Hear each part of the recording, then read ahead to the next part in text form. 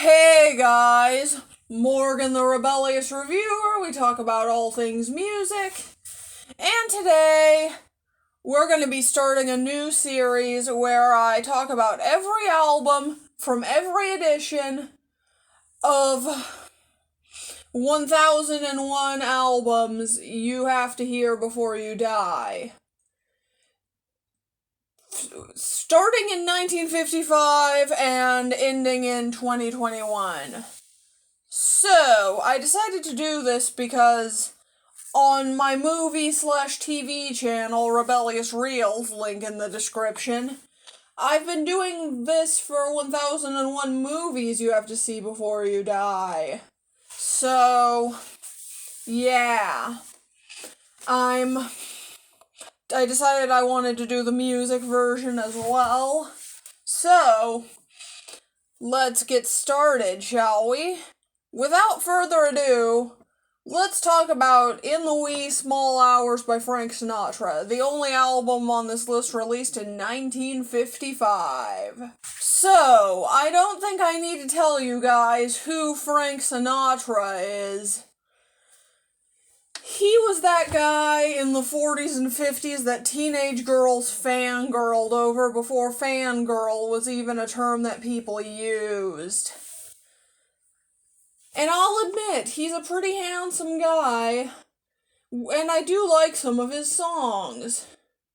That said, In the Wee Small Hours puts me to sleep.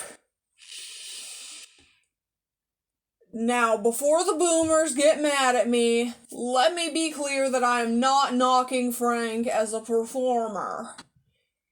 He has a good voice, and he sells the emotions of these songs pretty well. For those of you who don't know, this is Frank Sinatra's Heartbreak album. In other words, every song on here is about breaking up and being lonely. And like I said, he does sell the emotion pretty well. You can tell that he's been through some pain, and you can hear it in his voice. So yeah. It's not Frank himself that bores me on here. It's this instrumentation. Because this is Frank Sinatra's Heartbreak album, every single song has to be mopey, lethargic, and sappy as all hell. Every single song is made up of these melodramatic strings and these tired-sounding brass sections, and the instruments themselves sound like they're about to fall asleep on here. This is vocal jazz at its absolute slowest, and as someone who prefers my jazz to be instrumental and energetic, let's just say that this is not a good thing for me. Yeah, this is just boring to listen to, and the only decent instrumental moments are some decent orchestration on I Get Along Without You Very Well, and a really good crescendo on Last Night When We Were Young, which is easily the best song on here.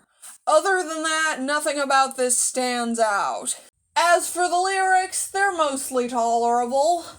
Mostly they're just standard breakup fare, but Glad to Be Unhappy and Can't We Be Friends are two of the whiniest songs I've ever heard, and this is coming from someone who listens to Simple Plan. In fact, this whole album is basically just emo music for baby boomers. The worst example of this is the song It Never Entered My Mind.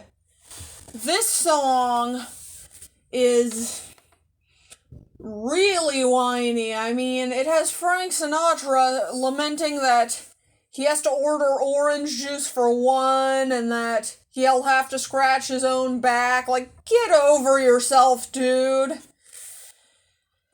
But the other song that stands out lyrically might be even worse. Not because it's whinier, but because it has another problem. This song is called I'll Be Around, and it has the same problem that a lot of these old school crooner guys have, in that it sounds like it was written by a stalker.